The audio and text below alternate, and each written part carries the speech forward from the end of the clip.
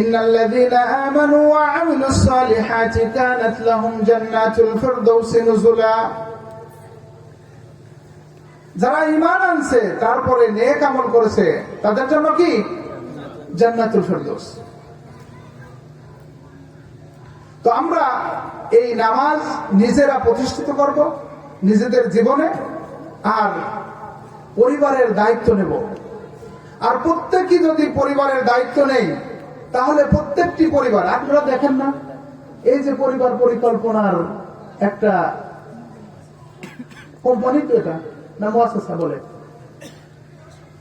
পরিবার পরিকল্পনা নাম শোনেন নেই? এরা কিন্তু খুব দাওয়াতি কাজ করে, জানেন আপনারা?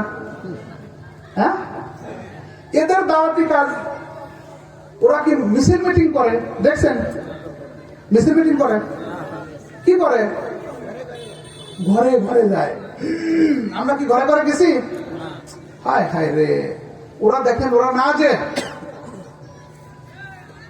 ওরা ওদের দাওয়াতে কিন্তু সফল, আমরা বিফল। ওরা ঘরে ঘরে গিয়ে দাওয়াত দিচ্ছে। কি দাওয়াত? ছেলে হোক মেয়ে হোক দুটি সন্তানই যথেষ্ট। কত মানুষ এই দাওয়াতে আসি, ছেলে আর মেয়ে কেউ এখনো হয় নাই, মানে নেয় নাই, আর পরে বন্ধু হয়ে গেছে। একটা ছেলে আল্লাহ নিয়ে গেছে, আর নেই, আছে না? অথচ রাসূল সাল্লাল্লাহু আলাইহি ওয়াসাল্লাম বলেছেন, তোমরা ওইসব ঘরে বিয়ে করো যেসব ঘরের মেয়েদের বেশি সন্তান হয়, কেননা কিয়ামতের দিন আমি সবার উপর গর্ব করব। সুবহানাল্লাহ। এই খাদ্য, তাদের খাদ্যর ভয়ে অনেকেই বাচ্চা নেয় না। আল্লাহ বলছেন, নাহনু নারযুকুকুম ওয়া ইয়্যাহুম, তোমাদের রিজিকও আমি দেই, তাদের রিজিকও আমি দেই। তাহলে খাদ্যর ভয়ে তুমি তোমার খাদ্যে শরীক হবে, এই ভয়তে। আরে আপনার কাছে তো ভালো লাগার কথা, আপনার ছেলে আপনার সাথে এক প্লেটে এসে খানা খাচ্ছে, ঠিক না? আপনার সন্তান তো, তাহলে আপনি এত ভয় করেন কেন? আপনার সন্তান আপনার প্লেটে যদি খানা খায়। সেই জন্য এই বিষয়ে আমাদের সতর্ক থাকতে হবে। নামাজের ব্যাপারে সতর্ক। এমন কোন ইবাদত নাই নামাজের চেয়ে বড়। ইমানের পরেই নামাজ, আর সেই নামাজে আপনারা সচেষ্ট থাকবেন, কেননা একমাত্র নামাজ যেটা কুফরের পর্যায়ে নিয়ে যায়। আল্লাহ রাসূল বলছেন, আহাদুল্লাযী বাইনানা ওয়া বাইনাহুমুস সালাহ, আমাদের এবং কাফের মুশরিকদের মধ্যে একমাত্র পার্থক্যকারী হলো নামাজ। ফামান তারাকা কাফার, যে নামাজ ছেড়ে দিল সে কাফের। সে কি? সে কাফের। যে নামাজ ছেড়ে দিল সে কাফের। তাহলে আমরা কোন পর্যায়ের মুসলমান এখন বুঝতে পারেন। আমি আর আগে কিছু বলবো না। নামাজের ব্যাপারে সচেষ্ট হন। নামাজ এমন একটা ইবাদত, আপনার শত্রু পিছন থেকে ধাওয়া করছে, আপনি দৌড়েছেন, ওই অবস্থায় নামাজ পড়তে হবে, জানেন? ওই অবস্থায় নামাজ পড়তে হবে। আপনি যেখানে আছেন, আপনার শুধু দেমাগ, আপনার ব্রেন কাজ করতেছে, আপনার নামাজ মাপ নেই। আপনি শুয়ে হোক, বসে হোক, দাঁড়া হোক, যেমনি হোক আপনার নামাজ আদায় করতে হবে। আপনার পানি নেই, তায়াম্মুম করে আপনার নামাজ পড়তেই হবে, এর মধ্যে কোনো সন্দেহ নেই। এটাই চূড়ান্ত ফয়সালা। নামাজ আপনাকে আদায় করতেই হবে। এটা হলো আপনার নামাজ। দ্বিতীয় আরেকটা বিষয় আমি আপনাদেরকে বলবো, সেটা হলো এই সূরারই আর কয়েক আয়াত আগে গিয়ে, আপনারা শুনতে রাজি তো নাকি? ইনশাআল্লাহ। না এখানেই বন্ধ করে দেবো? হ্যাঁ, আরেকটা আয়াতে সেখানে আল্লাহ সুবহানাহু ওয়া তাআলা এখানে তুলে ধরেছেন, বেশিরভাগ মানুষ এটা জানে। আপনারা জানেন, রব্বানা যালামনা আনফুসানা ওয়া ইল্লাম তাগফির লানা ওয়া তারহামনা লানাকুনান্না মিনাল খাসিরিন। জানেন না এই আয়াত? জানেন? এই আয়াতকে কেন্দ্র করে একটা বিষয়, বড় একটা বিষয়, ইসলামের বড় একটা বিষয় আমরা ভুল করে থাকি। সেই ভুল আমাদের সেই ভুল আমাদের করা যাবে না, সেই ভুলটা আমাদের করা যাবে না। আমরা কিন্তু করে থাকি। সেটা হলো ওসিলা তাওয়াসসুল, তাওয়াসসুল ওয়াল ওসিলা। ওসিলা করে থাকি আমরা, অথচ এত বড় একটা বিষয়, সেই বিষয়টা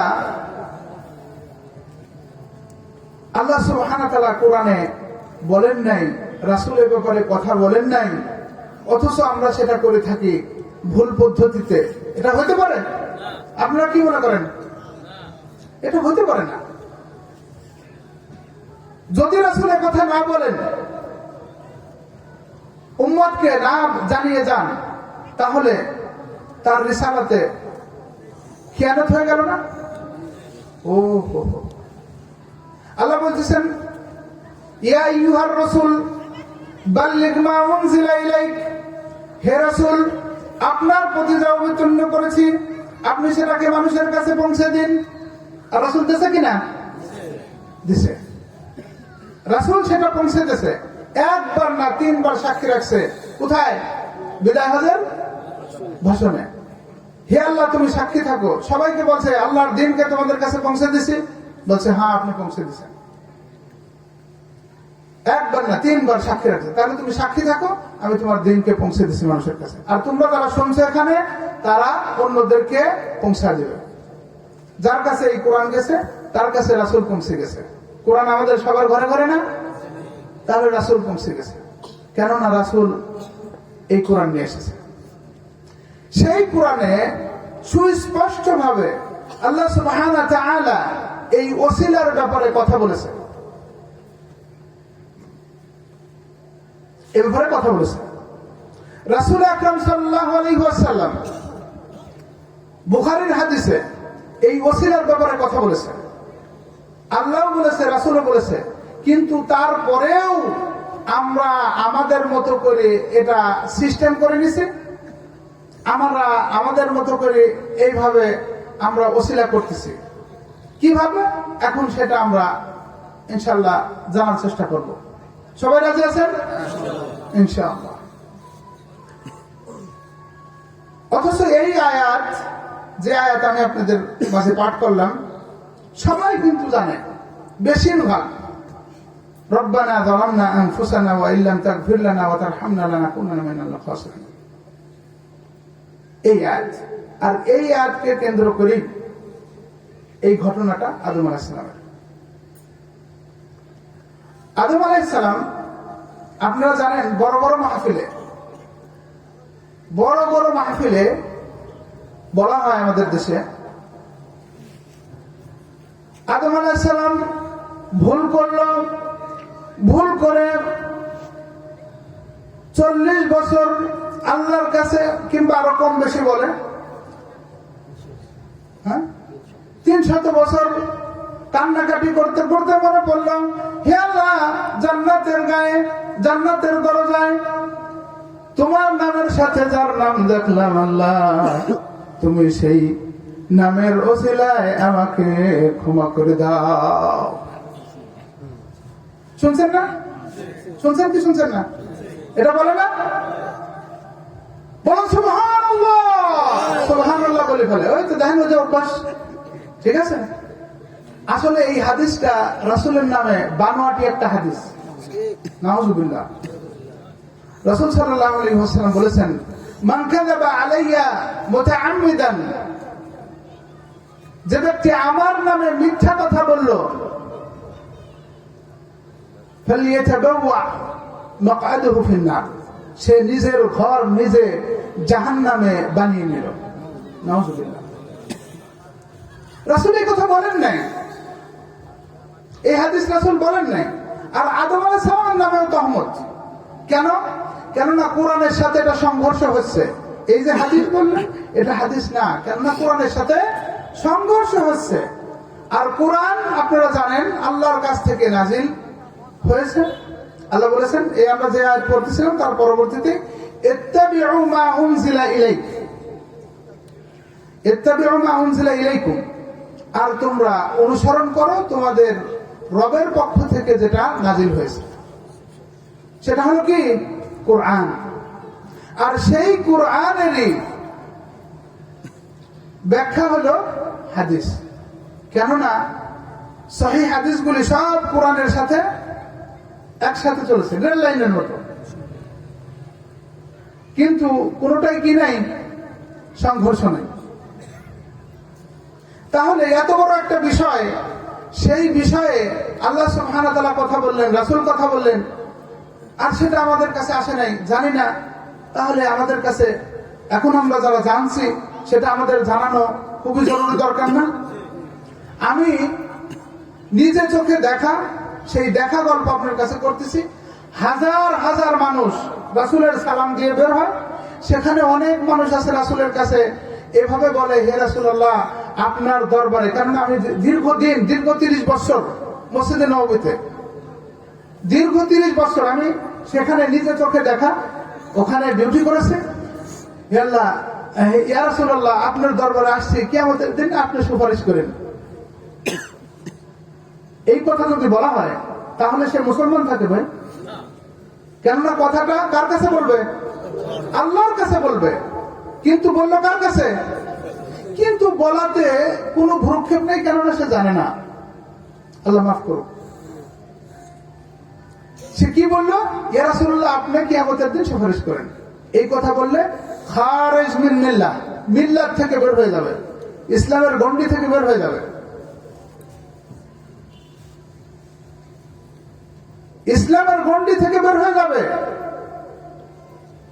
আর কেউ কেউ বলতেছে, যারা এর পরের ধাপে, হে আল্লাহ তুমি রাসূলের ওসিলায় আমাকে মাফ করে দাও। এটা তো আমাদের দেশে অহরহ, ঠিক না? এমনকি আপনারা শুনবেন দোয়ার মাহফিলে বলা হয়, হে আল্লাহ তুমি আমাদের মধ্যে যার হাতকে কবুল করো তার হাতের ওসিলায় আমাদেরকে ক্ষমা করে দাও, বলা হয় না? তাহলে এই হাতটা আমার কি? আমার একটা সিফাত, গুণ। এই কানটা, নাকটা আমার গুণ। তাহলে আমার গুণগুলি, আমি একটা সত্তা, আমার এই সত্তার দিকে প্রত্যাবর্তিত হয় কিনা, আমার দিকে ফিরে আসে কিনা? আমার দিকে ফিরে আসে, তাই না? আমার এই গুণটা আমার দিকে ফিরে আসে। তাহলে এখন আপনি যদি দোয়া করেন যে হে আল্লাহ আপনি আবু সাইদ সাহেবের হাতের ওসিলায়, উনি মদিনায় থাকে, ওনার ওসিলায় আমাদেরকে ক্ষমা করে দেন, তাহলে আবু সাইদ সাহেবের হাতের ওসিলায় মানে আবু সাইদ সাহেবের ওসিলায়, ঠিকই ঠিক না? তাহলে এটা বলা যাবে না এভাবে। রাসূল আমাদেরকে এইভাবে শিখায় নাই। কিভাবে শিখাইছে সেটা আমরা জানবো ইনশাআল্লাহ। জানবো কি জানবো না? ইনশাআল্লাহ। ও রাত তো বেশি হয় নাই, তাহলে জানা যাবে ইনশাআল্লাহ। আল্লাহ সুবহানাহু ওয়া তাআলা কুরআনুল কারীমে বলেছেন, ইয়া আইয়ুহাল্লাযীনা আমানু, ইয়া আইয়ুহাল্লাযীনা আমানু, হে ঈমানদারগণ, ওয়াবতাগু ইলাইহিল ওসিলা, ওয়াবতাগু ইলাইহিল ওসিলা, তোমরা আল্লাহকে পাওয়ার জন্য ওসিলা তালাশ করো, মানে মাধ্যম তালাশ করো। আল্লাহকে পাওয়ার জন্য কি তালাশ করো? মাধ্যম তালাশ করো। এখন আমরা মোটা পাঠান দেমাগে, পাঠান দেমাগ বোঝেন? মোটা দেমাগে, পাঠান দেমাগ মানে মোটা দেমাগ। একটু এটার কথা বলি যাতে বুঝতে পারেন পাঠান দেমাগ মানে কি। বলবো, এক পাঠানের ঘরে চোর আসছে। কি আসছে? চোর আসছে। তো আরেক পাঠান সেই চোরকে ধরে ফেলছে। ধরে পায়ে রশি লাগায়া থানায় গেছে দারোগা আনতে। বলছে যে চোর ধরছি। তো কয় চোর কোথায়? কয় ঘরে বাঁধিতে আসছে। সে তো ঘরের থেকে চলে যাবে। কয় কি বলে চলে যাবে? আমি তোর পাও শক্ত করে বাঁধছি, ও তো খুলতেও পারবে না, যাইতেও পারবে না। তো হাত তো ছোটা। বলতেছে হাত তো ছোটা, ও তো ছুটে চলে যাবে। বলতেছে ওর তো পাও তো বাঁধা, ওর পাও বাঁধা, কিভাবে যাবে? তো ও যে হাত দিয়ে ছুটে যাবে এতটুক দেমাগর নাই, এটাকে পাঠান দেমাগ বলে। কথা বুঝেছে? বুঝছেন আপনারা? তো ঠিক এইভাবে আমরা মোটা দেমাগে উপরের উপরে আমরা চিন্তা করে নিছি। কি চিন্তা করছি? যে আল্লাহ সুবহানাহু ওয়া তাআলা তাকে পাওয়ার জন্য মাধ্যম নিতে বলেছে। আল্লাহ সুবহানাহু ওয়া তাআলা আমাদের স্রষ্টা, আমরা তার সৃষ্টি, আমাদের মাঝে মুহাম্মদ সাল্লাল্লাহু আলাইহি ওয়াসাল্লাম, তাহলে তাছাড়া তো আর কোনো মাধ্যম পাই না। মাধ্যম কি?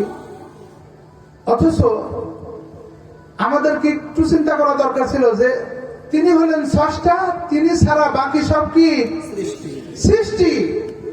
বুঝেন ভালো করে, খুব গুরুত্বপূর্ণ বিষয় কিন্তু, কেননা এটা তাওহীদের বিষয়। আল্লাহ সুবহানাহু ওয়া তাআলা স্রষ্টা, আর আপনারা যারা বাইরে দাঁড়া আছেন একটু সামনে ভিতরে আছেন, কেননা হাদিস শরীফে আসছে বুখারী আদবুল মুফরাদে যে রাসূল সাল্লাল্লাহু আলাইহি ওয়াসাল্লামের মজলিসে কিছু লোক, তিনজন লোক আসলো, কিছু না তিনজন লোক আসলো, যারা ভিতরে, তাদের মধ্যে থেকে যে ভিতরে জায়গা করে বসলো, আল্লাহ সুবহানাহু ওয়া তাআলা তার রহমত দিয়ে ঢেকে দিলেন। যে লজ্জা শরমে পিছিয়ে বসে পড়লো, আল্লাহ লজ্জা শরমে তার মাফ করে দিলেন। আর যে এই কোরআন সুন্নাহর মাহফিলে, রাসূলের মাহফিলে যে মুখ ফিরিয়ে চলে গেল, আল্লাহ তার থেকে মুখ ফিরিয়ে নিল। নাউজুবিল্লাহ। সেজন্য আপনারা এই মাহফিলের ভিতরে বসেন, কেননা এর মধ্যে বসলে আল্লাহর শান্তি নাজিল হয়। প্রথমে তো আমরা সেই হাদিস বলে নিলাম, রহমত নাজিল হয়, একটা সুন্দর পরিবেশের সৃষ্টি হয়, ভ্রাতৃত্ব বন্ধন সৃষ্টি হয়। ঠিক আছে? তো এভাবে যখন আমরা চিন্তা করি, সেই চিন্তাটা আসলে ঠিক না। আসলে ঠিক কি? আসেন, আল্লাহ সুবহানাহু ওয়া তাআলা এখানে বলেছেন, ইয়া আইয়ুহাল্লাযীনা আমানু, হে ঈমানদারগণ, ওয়াবতাগু ইলাইহিল ওসিলা, তোমরা আল্লাহকে পাওয়ার জন্য ওসিলা তালাশ করো।